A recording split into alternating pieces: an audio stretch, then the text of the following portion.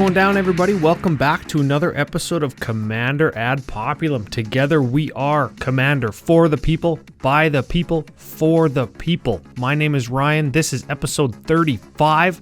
Welcome back. If you're a returning listener, welcome. If this is your first one ever, this is, I think if my math is correct, going to be released right on Christmas. And I'm just going to throw this out there. I'm not exactly sure where my wife has me planned to be between my family's house, her family's house, New Year's party at my house. I don't know where all that's going to happen. So I'm not sure if there's going to be an episode next week.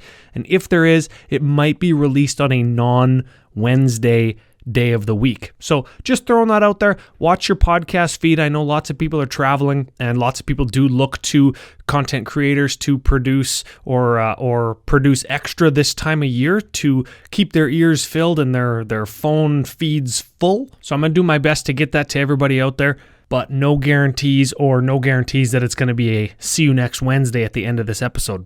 That all being said, huge thanks to FusionGamingOnline.com. They are the official sponsors of this podcast, and you can of course find Commander Ad Populum along with all of Fusion Gaming sponsor content over on themanabase.com. Great place to be, great place to check out different types of content. Head over. And of course, FusionGamingOnline.com, great place to pick up singles if you want to send them to myself to have them altered.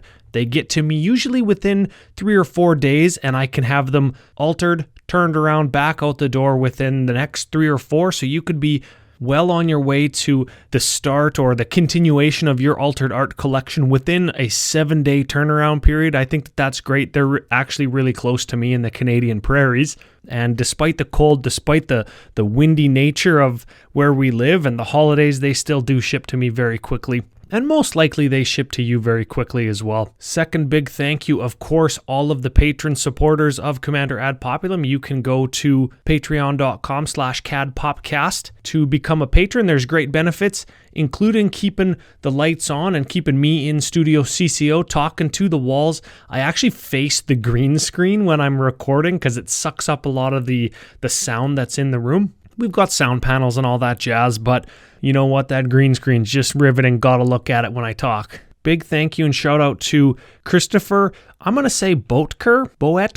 Christopher, thank you. Newest patron, newest member of the Commander Ad Populum family on the Discord channel. He's logged on there, and I know everybody has welcomed him with open arms. I hope that he finds some great company on the Discord channel because it is a great place to be. And with all that being said, let's get into today's topic. It is celebrating with MTG just after this.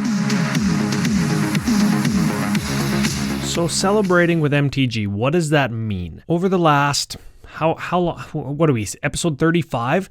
Let's call it over the last 7 or 8 months, even the last year that I've kind of been thinking about Commander Ad Populum and launching it and interacting with other creators and other guests. I've found it to be extremely important to want to give back and to come together through MTG and through Commander specifically, because that is the format that this podcast is about. It is the format that I play, I'm going to say exclusively now, and I want to talk a little bit about spending time over the holidays, because the holidays bring most of us together through family, new family, found family, whatever it is, to be together in celebration of the year, the religious aspects of the holidays, the friends, whatever it is that you're celebrating or coming together for. Part of that is magic that has united us all. So I want to talk about a few ways that we can do that. Of course, safely. I want to give you a few recommendations of what I personally like to eat, drink, do over the holidays, that kind of stuff. So first thing, when you're out, whether it be at a friend's house or a restaurant or a bar, and you are gaming or partaking in any kind of alcoholic beverages, have a safe ride home. Not only to protect yourself, but to protect others and to make sure that your family isn't going to go any holidays without you because you or somebody you got into a vehicle with made a few bad decisions in a row. That's very important. That is taxis, cabs, Ubers, Lyft, whatever you take. That is having somebody who is your designated driver. That is if you're somewhere you are able to walk home, That is walking home. Whatever it is, make sure you have a plan to get yourself home or get yourself somewhere that is safe to sleep after the night is done. For me, that's usually my friend Jesse. He was on episode 15 and 16, where we talked about various things, including that he doesn't drink. He has said to me time and time and time again, because I live out in the country, it's impossible for me to walk home. And even if I could, in the winter, it's like minus 40 here. He said, doesn't matter what time of day, if I need a ride, call him up. He'll give me a ride home. That's great. Next thing to remember, be considerate around the holidays. Not everybody celebrates the same way as you do. And while I do have an open invitation to call somebody if I need a ride in my friend Jesse, I am going to be more considerate and plan a little bit better than just going out and indulging in too many beverages and then just calling him. Because that, while I do have the invitation, it is a little bit, I'm going to say a little bit rude to just do that. So that brings me to the next thing, I guess, is what do I like to drink? How do I like to celebrate? Everybody who listens to Commander Cookout Podcast knows that I'm a huge fan of many kinds of beers. Mostly I like wheat lagers, something carbonated, something crisp, something that, you know, when you're growing up and you snuck a sip of beer from your dad's can or bottle or whatever, and you think, oh, that's what beer tastes like. That's the kind of beer that I like. But around Christmas time and the holidays, I very much like a sweeter rye whiskey, something like Crown Royal Northern Harvest or Crown Royal Salted Caramel. You can mix that with eggnog. You could mix like the salted caramel just like with ice and an apple slice. And trust me, it is delicious. And they always have all of the harder to find flavors of Crown Royal around my liquor establishments because it's distilled just a few hours from my house. So we've got the most kind of densely populated distribution of all Crown Royal in this part of the world. So it's great. I love it. I do love winter beers as well. Like there's a brewery, I think they're out of Calgary, Alberta, maybe Edmonton. I don't remember. They're a Canadian brewery called Big Rock. They make a winter spice.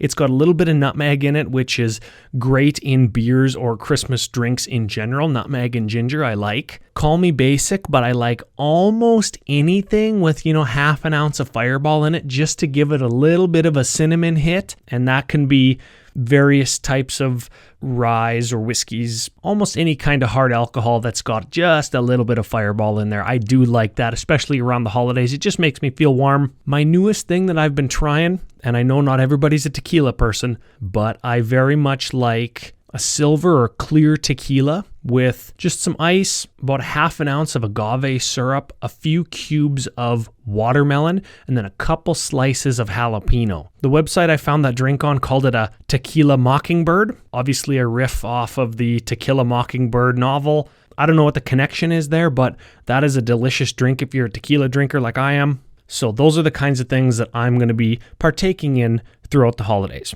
Enough about the hard drinks. Got to spend some time on the soft drinks. I'm a Diet Pepsi guy. At me on Twitter, at CadPopcast, if you have feelings about that. I don't know. Some people are diet, some people are regular, some people are zero, some people are Coke, Pepsi, whatever it is.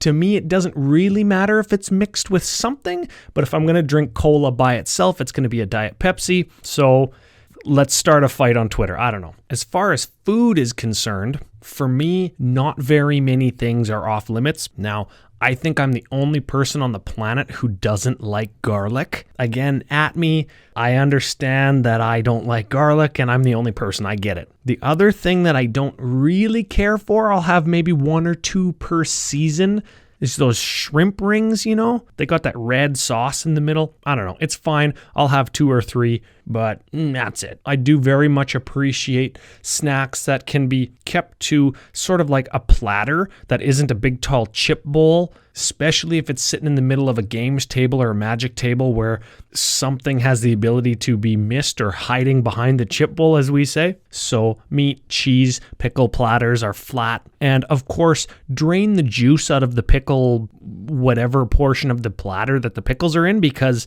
if you pick them up and they drip and it's just like, no. But meat, cheese, pickles, crackers, some kind of cheese dip, cheese ball. I like cream cheese melted in like a dip warmer with some jalapeno or red pepper jelly in there. mint. But then you have a dip warmer and you kind of have to have that on a separate counter or table or whatever because it needs a plug in. That's not always conducive to, 4, 5, 6 play mats with drinks and people sitting around the table and stuff, right? After that, I like to keep it simple with some of the holiday kind of treats that come out. Just stuff that you only see around the holidays, like those milk chocolate and white chocolate seashells or toffees or whatever. Where my parents live, the Canadian Tire, it's like a big box store for anybody that's in the United States or abroad. It's kind of like a Home Depot or whatever, but they're the number one sellers of toffee in the entire country. So everybody where I'm from eats toffee because it's like apparently the most delectable treat around Christmas time. Sure, I like them. I'll probably have 15, whatever. The moral of the story is those are kind of clean, dry snacks, like I said, to drain out the pickle juice off your platter. The point is you do want clean, dry snacks for as much as you can, so nothing has the chance to spill on anybody's cards or onto the floor or what have you, right? I know I've had a deck got spilled on before. It was like some kind of Splenda drink. It was some carbonated drink in a can. It tipped over. It hit my Dragon deck, which had shocks and fetch lands and a bunch of expensive tutors and stuff. And mostly it was okay, but I would recommend, especially around the holidays, that people do double sleeve their decks and just go online, do some research about what outer sleeves and what inner sleeves you have to make sure they fit into your deck boxes, right? Like I know if you have Dragon Shields and KMC Perfect cards, that combination, for example, probably won't fit in an Ultimate Guard boulder, like the 100 card boulders, especially if you have tokens that are associated with the deck, won't do it. The Ultimate Guard towers that have like the dice tray underneath, those will perfect fit Dragon Shielded decks with a few tokens. But the box size is a little bit bigger, so they definitely won't fit into your DeWalt tool case if that's how you carry all your decks around. So just do some research, what fits, what doesn't when you double sleeve your decks, and of course, always ask for inner sleeves for Christmas. Unless you get the really cheapy ones, they can be expensive, especially if you have multiple decks you want to do. Take some you time over the holidays, unsleeve your deck, put your perfect fits on or your inner sleeves, have a nice Christmas drink, watch The Mandalorian or whatever you do, inner sleeve your deck around the holidays because trust me, something will get spilt. It might be pickle juice, it might be beer, it might be even just water. It's all wet, it all damages card stock. So that's my recommendation for Christmas. That's my recommendation for Christmas foods. I know I didn't really talk about baking, but essentially, if it used to be different things and then you put it into the oven and it comes out as something edible, I'm gonna eat it. Talked a little bit about drinks. I want to know everybody's favorite Christmas or holiday indulgences. So get at me at CADPopcast on Twitter. Let me know on Facebook on the episode 35 thread. Of course, Commander Ad Populum Discord, or if you have anything longer formed or more private, you can private message me any of those places or send an email to cadpopcast@gmail.com. I'd like to know. I'm always down to try new baking. I'm not a baker, but my wife is. I can suggest if she wants to try something new I'll go pick up all the stuff. Let's try baking something new. The little guy's into it right now. I love trying new drinks. I love trying new meats, cheeses, pickles, whatever it is. I love trying new stuff. So if you have any great recommendations for around the holidays, especially things that go good with gaming, safe, dry, non-greasy types of food, get at me. With that, let's get right into today's set retro prophecy. All right, so this is the final set in the Mercadian Masks block.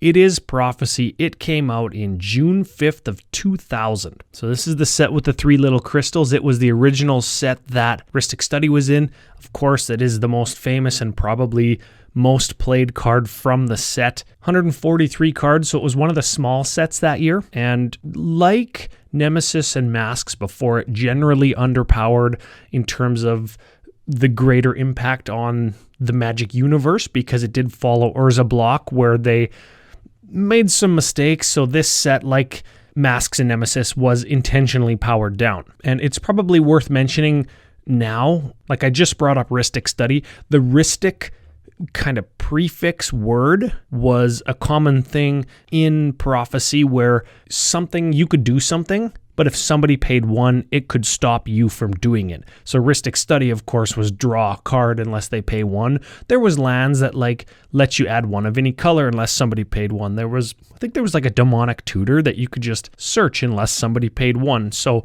they were one-time effects, and that's why they're not super powerful, because in 4-player, there's 3 people who have the opportunity to pay 1. With Rustic Study in particular, so many people are casting spells, we have the opportunity to draw so many cards unless somebody pays 1. If they don't pay 1, we draw a card, and that's because they wanted to play another spell, in which case we'll draw another one. That's why that card's good and the other Rustic cards aren't. So of course there was many cycles at every rarity. Of course, there was more free spells that we'll talk about in a second where you could meet some other condition other than paying mana and cast them for free. So a couple of those. And of course, 5 legendary creatures, 1 for each color. So let's get into those right now. In Wooburg order, the white one, I want to say Magetta the Lion, or is it Magetta? I don't know. Vorthos people help me out with that. Anyways, 3/3 for white 3. You can go white 2, tap,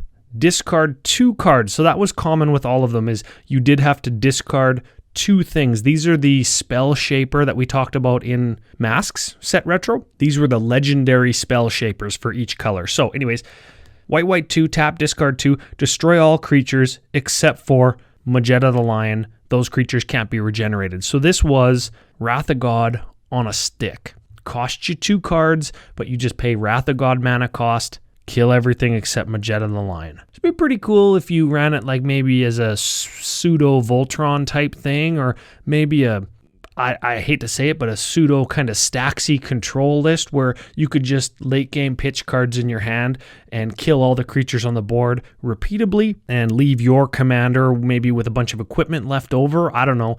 The problem is, of course, white can't draw cards to replace those 2 cards that you got to pitch. So I don't know. I haven't seen this in the wild very much, and it's probably because you're giving up so much card advantage by having to discard 2. So I don't know. Next one, Alexei Zephyr Mage. This is a 3/3 for blue 3. It's another common theme. They're all color 3 for 3/3s. You can go blue X, discard 2, return X target creatures to their owner's hand. So this kind of does the same thing, but you're bouncing. You're paying 1 per creature to essentially unsummon, and you can hit your own things. So if you're discarding 2, you could hit 2 of, discarding 2 and then paying X equals 2, and you could return 2 of your things. So you have 2 cards to do it again, and you're protecting 2 of your own creatures. You could bounce your opponent's creatures to get in with some kind of attack. You can get rid of blockers. So this one's cool. I think it's been errated to a wizard. It's been errated to Spell Shaper Human. So not a wizard, but human, definitely a relevant creature type in Commandy. Next one is Greel Mindraker. Black 3 for a 3/3. You go black, X, discard 2. Target player discards X cards at random from their hand. So that's like Mind Twist on a stick. This one's good because black can actually draw those cards back. I know targeted discard and even mass discard in Commander isn't regarded very highly, but this card could do some work. And this is a horror. So I don't know, anybody playing horror tribal, this one will go right in there. The red one is Latula, Keldon Overseer, red 3 for a 3/3. You can go red X, discard 2, deals X damage to target creature or player. That's fine if you want X damage spells in your deck. This is a fine commander for that, I guess. But I'd probably just rather run Earthquake or Banefire or something that can't be countered that's going to be repeatable. Maybe a Devil's Play, I can flash it back. But I bet you this has a spot. And finally, this is the one that I've seen played the most out in the wild. A friend of mine actually has this deck. This is Joriel, Empress of Beasts.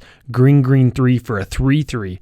Green 2, discard 2. Until end of turn, all lands target player controls are 3/3 creatures that are still lands. So I've seen it turn everybody or target player's land into creatures and then alpha in with those creatures. Maybe after an overrun, you turn your own creatures into You turn your own lands into creatures. I've seen it where you turn somebody else's land into creatures and then you Wrath the God and you kill all their land.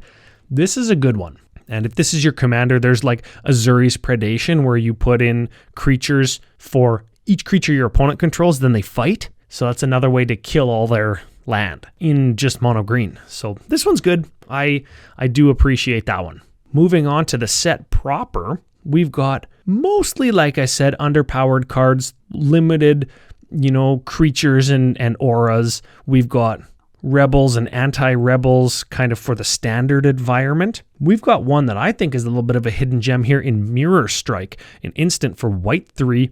Target unblocked creature deals combat damage to its controller instead of us. So I've used this to some amount of effect in Commander where, you're getting alpha'd in and all of a sudden you take away their biggest attacker and you don't die. I'm sure best case scenario, you target a Blightsteel with it and they get 12 infect on them instead of on us. That's probably the best case. So if you play in a heavy infect meta or a heavy Voltron meta where you can still target the creature, you just Mirror Strike it and you kill them. There is probably a very great feeling to be one-shot commander, staring down a one-shot commander and then Mirror Striking it back onto the actual player that's attacking. And they kill themselves with their own commander damage. So if anybody's ever done that, let me know. The first pitch card that I want to talk about, or the first alternate casting card I want to talk about, is called Foil.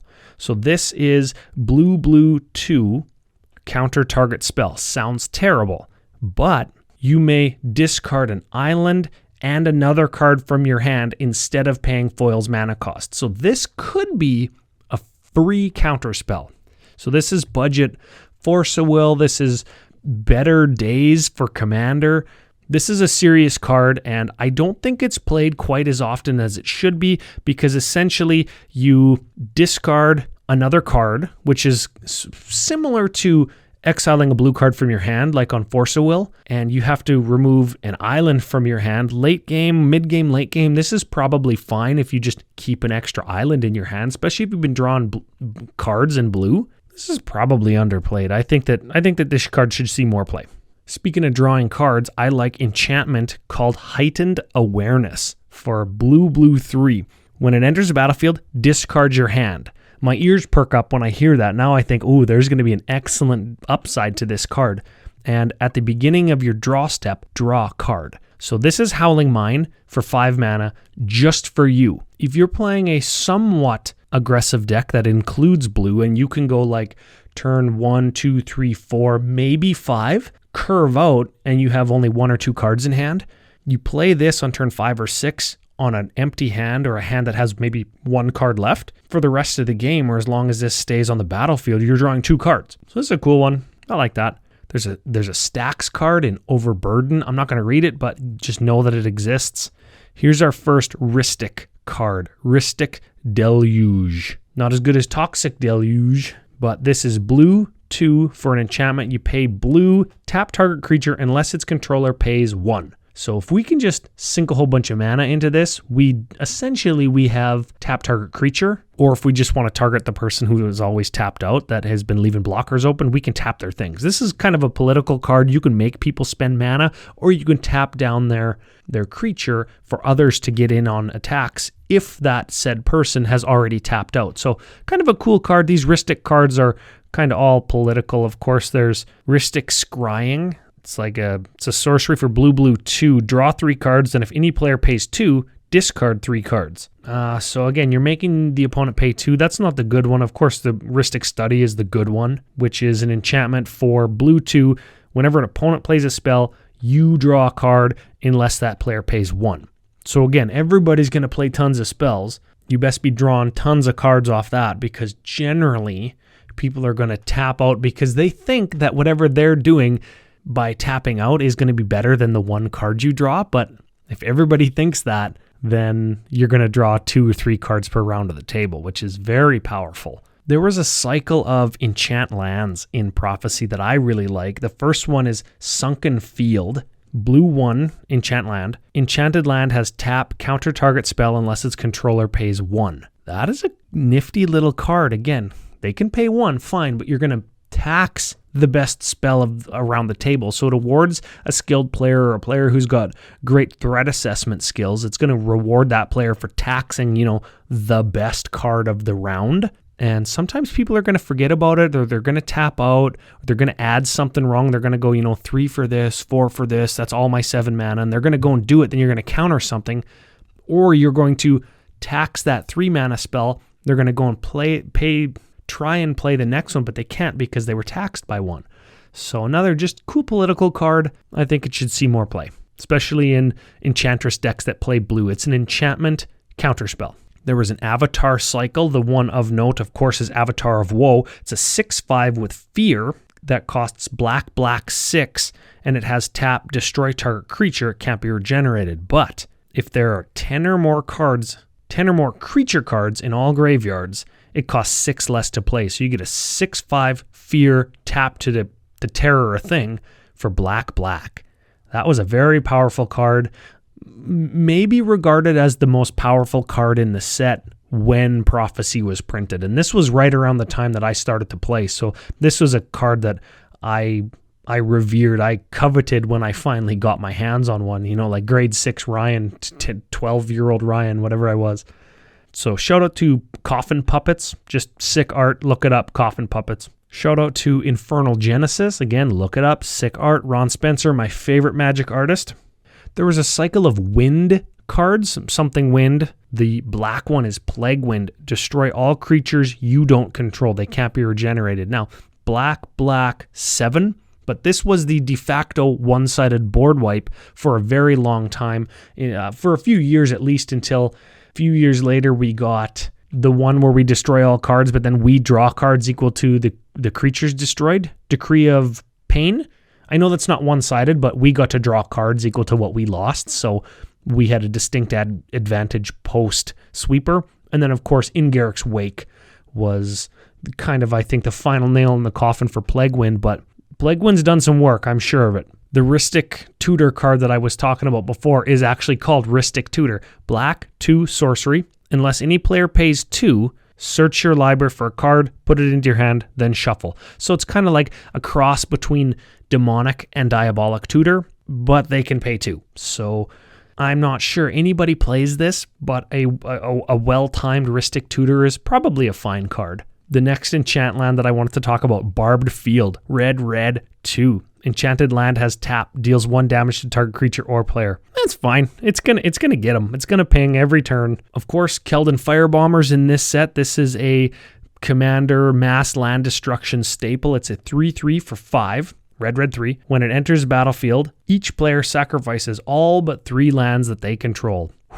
Pairs quite nicely with It That Betrays. Whenever a player, an opponent sacrifices something, It That Betrays says we gain control of it. So we just gain all of the lands on the table, except 3 per person. So that's great. I've done that in Vivictus as Modi before I disassembled that deck for obvious reasons. Moving along to green, I'm kind of rushing through because A, there's not a whole ton of great commander cards in this set, and B, we're a little bit crunched for time.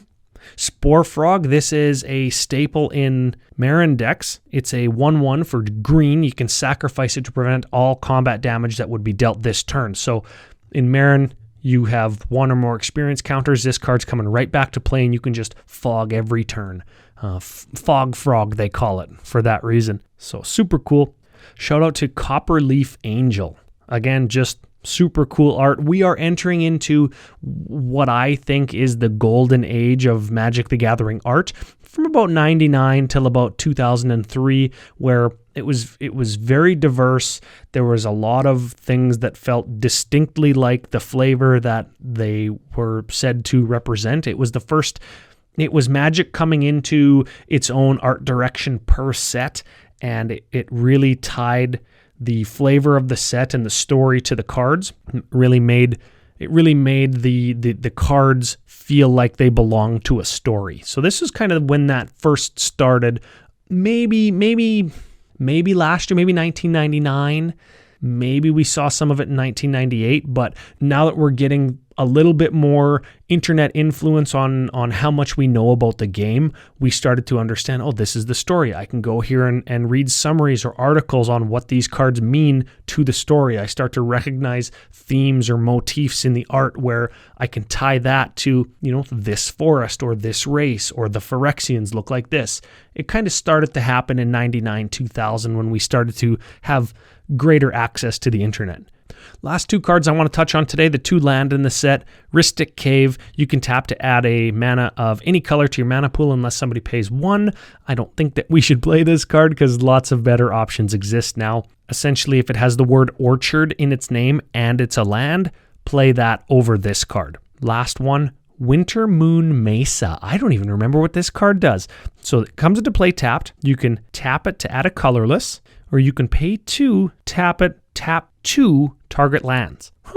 That is interesting. You can tap down lands that maybe produce more than 1 mana on your opponent's upkeep, or you can untap it and, maybe they have blue open and you can just go tap 2, tap this, tap your 2 islands. Now you shut that person off a counterspell. That's kind of a cool card. I forgot that one even existed. That is Winter Moon Mesa from Prophecy, and it is a whopping 27 cents.